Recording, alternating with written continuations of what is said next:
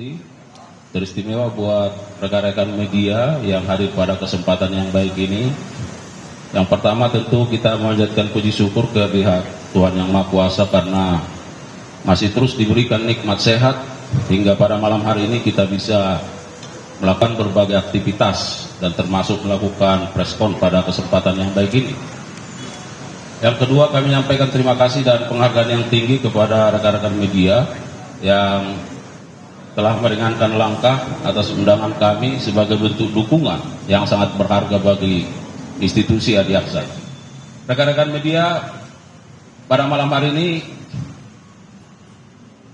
Direktur Penyidikan akan menyampaikan perkembangan penyidikan dugaan tindak pidana korupsi dalam tata kelola minyak mentah dan produk kilang pada PT Pertamina Subholding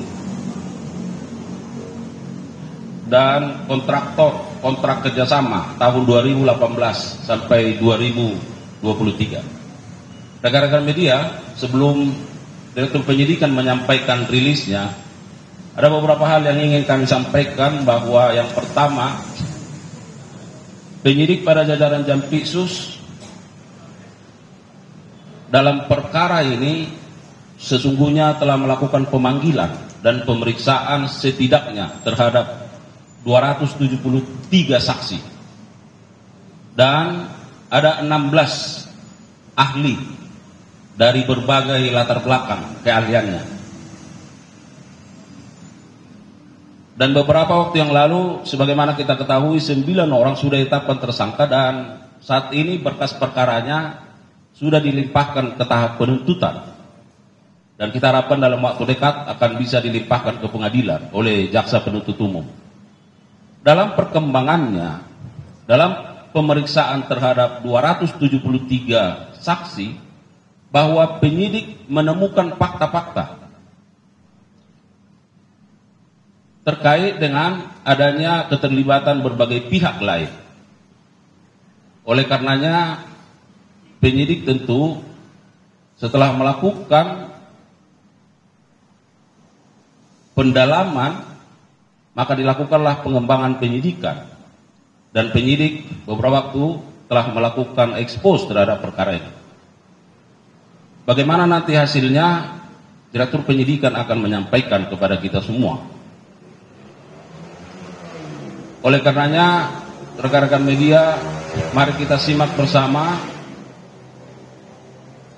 hal-hal yang akan disampaikan oleh Direktur Penyidikan terkait dengan perkembangan penyidikan ini. Kepada Pak Direktur Penyidikan kami persilakan. Terima kasih. Assalamualaikum warahmatullahi wabarakatuh. Selamat malam. Salam sejahtera bagi kita semua. Yang saya hormati Bapak Kapus Penkum beserta jajaran, para Kasubdit, terutama yang saya hormati teman-teman wartawan yang pada malam hari ini hadir meliput konfes yang diadakan oleh Pak Kapus Penkum. Untuk itu, saya akan menyampaikan perkembangan penyidikan perkara dugaan tindak pidana korupsi tata kelola minyak mentah dan produk kilang pada PT Pertamina Persero Holding dan kontraktor kontrak kerjasama. Pada hari ini, Kamis 10 Juli 2025, disampaikan perkembangan penanganan perkara dimaksud, yaitu perkara dugaan tindak pidana korupsi dalam tata kelola minyak mentah dan produk kilang pada PT Pertamina Persero Holding dan kontraktor kontrak kerjasama tahun 2018 sampai dengan tahun 2023. Dari hasil penyidikan yang dilakukan secara maraton dengan jumlah saksi sebagaimana yang telah disampaikan oleh Pak Kapus Penkum, tim penyidik menyimpulkan telah diperoleh alat bukti yang cukup untuk menetapkan sebanyak 9 tersangka. Adapun ke-9 tersangka tersebut dapat saya sampaikan sebagai berikut. Yang pertama, tersangka AN selaku Vice President Suplai dan Distribusi Kantor Pusat PT Pertamina tahun 2011 sampai dengan tahun 2015. Yang kedua, tersangka HB selaku Direktur Pemasaran dan Niaga PT Pertamina pada tahun 2014. Yang ketiga, tersangka TN selaku VP Integrated Supply Chain tahun 2017 sampai dengan tahun 2018. Kemudian tersangka DS selaku VP Crude and Product Trading ISC Kantor Pusat PT Pertamina Persero yang menjabat sejak tahun 2019 sampai dengan 2020. Yang kelima, tersangka AS selaku Direktur Gas Petrochemical and New Business PT Pertamina International Shipping.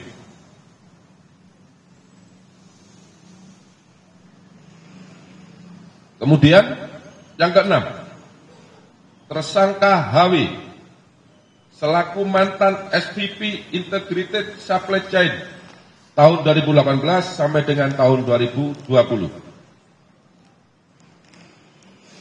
Kemudian yang ketujuh, tersangka MH selaku Business Development Manager PT Trafigura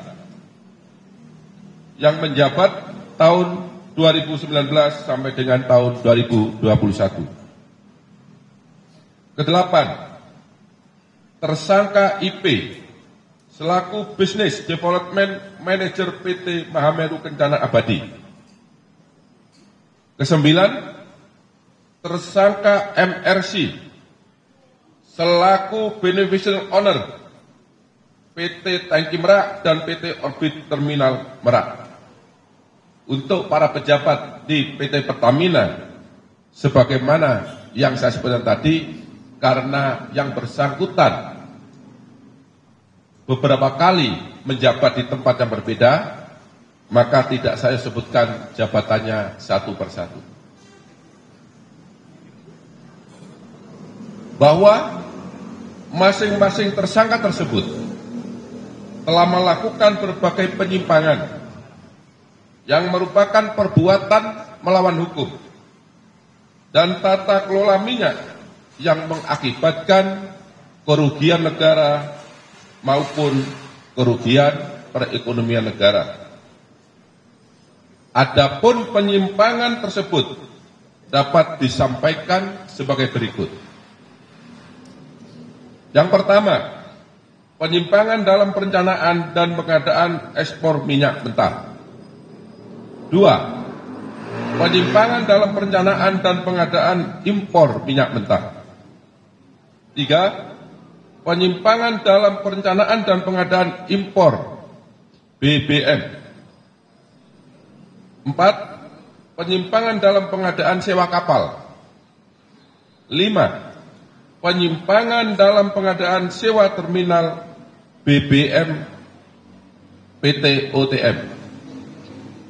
6. Penyimpangan dalam proses pemberian kompensasi produk Pertalite. Ketujuh, penyimpangan dalam penjualan solar non-subsidi kepada pihak swasta dan pihak BUMN yang dijual dengan harga di bawah harga dasar. Adapun peran masing-masing tersangka dalam melakukan perbuatan melawan hukum yang mengakibatkan kerugian keuangan negara dan kerugian perekonomian negara dapat disampaikan sebagai berikut.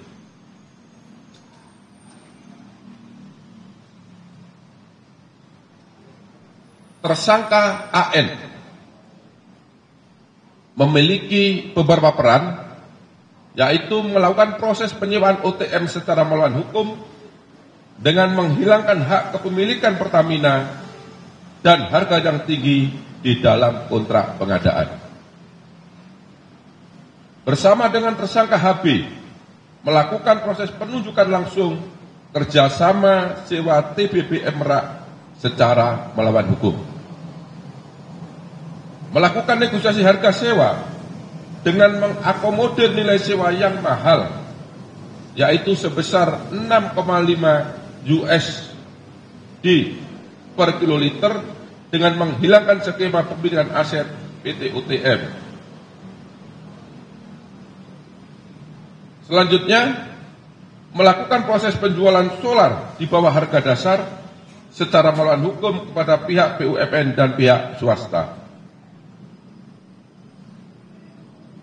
Dan yang terakhir, yang bersangkutan berperan dalam penyusunan formula kompensasi yang tinggi untuk produk Pertalite secara melawan hukum. Tersangka HB bersama dengan tersangka AN mengakomodir penawaran dan melakukan proses penunjukan langsung kerjasama TBBM Merak secara melawan hukum yang seharusnya dilakukan dengan cara pelelangan. Kemudian melakukan proses penyewaan OTM secara melawan hukum dengan menghilangkan hak kepemilikan Pertamina atas objek sewa terminal BBM Merak dan harga yang tinggi dalam kontrak atau perjanjian. 3. Tersangka TN melakukan dan menyetujui pengadaan impor minyak mentah dengan mengundang demut atau supplier yang tidak memenuhi syarat sebagai peserta lelang karena yang bersangkutan dikenakan sanksi karena tidak mengembalikan kelebihan bayar. Kemudian menyetujui demut atau supplier tersebut sebagai pemenang lelang meskipun praktek pelaksanaan pengadaan tidak sesuai dengan prinsip dan etika pengadaan, yaitu volume basit yang dicantumkan dalam lelang impor minyak mentah dan perlakuan istimewa kepada supplier tersebut. Untuk tersangka DS bersama dengan tersangka SDS dan tersangka JF melakukan ekspor penjualan minyak mentah bagian negara dan anak perusahaan hulu minyak Pertamina tahun 2021 dengan alasan terjadi ekses terhadap MMKBN dan anak perusahaan hulu Pertamina tersebut. Padahal yang seharusnya minyak mentah tersebut masih dapat diserap oleh kilang dan tidak ekses, yang seharusnya dipergunakan untuk memenuhi kebutuhan minyak mentah dalam negeri. Kemudian di waktu yang sama, DS bersama dengan tersangka SDS dan tersangka YF melakukan impor minyak mentah dengan jenis yang sama dari luar negeri dengan harga yang lebih mahal. Maksudnya minyak mentah yang kualitas sama dengan harga minyak mentah di dalam negeri, tetapi harga impor ini, minyak mentah yang diimpor dengan kualitas yang sama ini, harganya lebih tinggi. Untuk tersangka AS, bersama-sama dengan tersangka SDS dan tersangka DW, bersepakat menambah dan menaikkan nilai sewa kapal sebesar 13% dari nilai sewa kapal Olimpik Luna dari Afrika ke Indonesia dengan maksud agar harga pengadaan sewa kapal bisa di-up menjadi 5 juta US$ Amerika yang seharusnya berdasarkan harga publikasi atau harga HPS hanya sebesar 3.765.712 US dollar Amerika. Selanjutnya AS bersama-sama dengan tersangka DW dan tersangka AP mengkoordinasikan agar kapal Suezmax milik PT Jenggala Maritim Nusantara dimenangkan dalam proses pengadaan tender time charter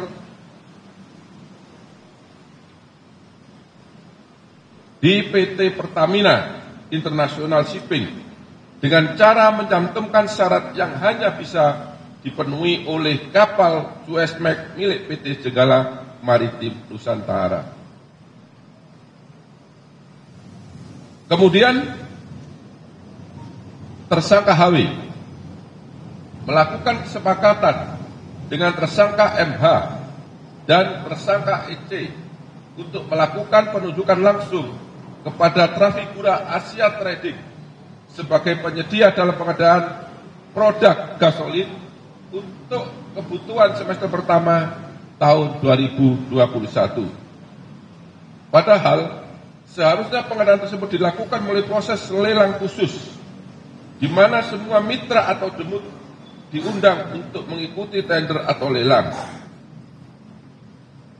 Tetapi dalam kenyataannya, Trafigura Asia Trading tidak terdaftar sebagai mitra atau demut Pertamina yang seharusnya tidak dapat mengikuti pengadaan atau lelang. Kemudian HW menyetujui dan menandatangani kontrak penjualan solar kepada pihak swasta yang diketahui bahwa harga dalam kontrak tersebut di bawah harga dasar.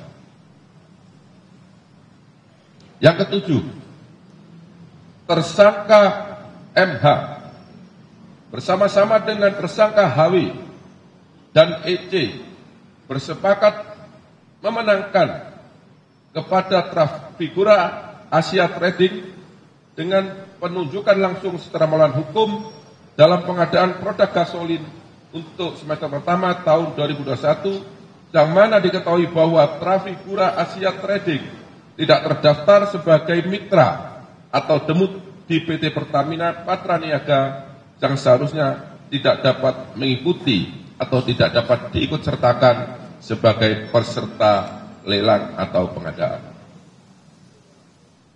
Kedelapan, tersangka IP bersama-sama dengan tersangka AP dengan sepengetahuan tersangka AS melakukan pengangkutan minyak mentah S-Krafos secara koloding menggunakan kapal Olympic Luna dari Afrika ke Indonesia, sehingga pengadaan bisa dilakukan secara penunjukan langsung dan juga mengondisikan harga penawaran agar sesuai dengan markup harga yang sudah disepakati bersama antara tersangka AS, tersangka SDS, dan tersangka DW.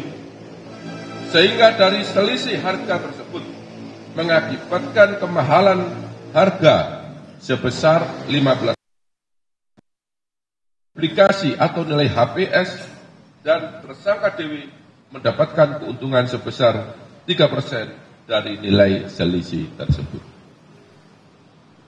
Kemudian yang terakhir, tersangka MRC melakukan perbuatan secara bersama-sama dengan tersangka HB, tersangka AN, dan tersangka GRJ secara melawan hukum untuk terminal BBM Tangki Merak dengan melakukan intervensi kebijakan tata kelola PT Pertamina berupa memasukkan rencana kerjasama penyewaan terminal BBM Merak yang pada saat itu PT Pertamina belum memerlukan tambahan penyimpanan stok BBM.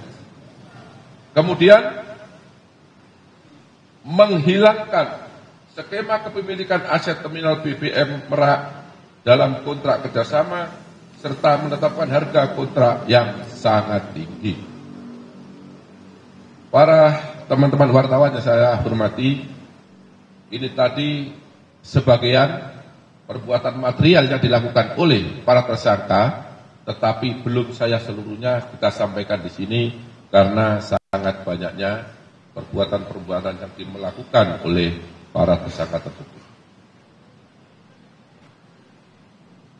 perbuatan para tersangka sebagaimana tersebut di atas bertentangan dengan 1. Undang-Undang Nomor 22 Tahun 2001 tentang minyak dan gas bumi. Yang kedua, Undang-Undang Nomor 30 Tahun 2007 tentang energi. Keempat, Undang-Undang Nomor 40 Tahun 2007 tentang persiaran terbatas. Kelima, Peraturan Pemerintah Nomor 36 Tahun 2004 sebagaimana diubah dengan Peraturan Pemerintah Nomor 30 Tahun 2009 tentang kegiatan usaha hilir minyak dan gas bumi.